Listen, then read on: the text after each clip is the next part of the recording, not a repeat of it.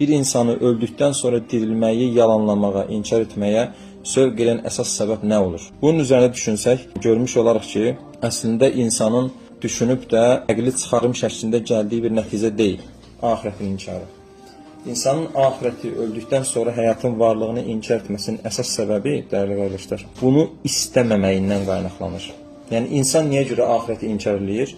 Əslində, axirətin olacağı təqdirdə özünün halının çətin olacağını bildiyi üçün inkar edir. Yəni, axirət olsa, əgər həqiqətən siz möminlərin dediyi kimi öldükdən sonra həyat varsa və öldükdən sonra haqq hesab varsa və ayədə bildirildiyi üzərə insan deyəcək ki, bu necə bir kitabdır ki, kiçik böyük buraxmadan hər şeyi yazıb. Əgər dediyiniz kimi qiyamət günü hesab bu qədər incəliklə yerinə yetiriləcəksə və bu hesabın nəticəsində əbədi mükafat və yaxud əbədi cəza varsa, öz halının yaxşı olmayacağını bildiyi üçün inkar edir. İnkarın altında yatan əsas səbəb budur. Yəni, əslində inkar rasional bir qərar deyil, emosional bir qərardır. Yəni, adam belə olmasını istəyir. Onun üçün də inkar edir. Və Allah Azze və Cəllə Allaha şirk qoşan və axirəti inkar eləyən, Allahın ayələrini yalanlayan, Allahın göndərdiyi peyğəmbəri və vəhiy yalanlayan insanları lənətlənmiş insan olaraq vəsf edir.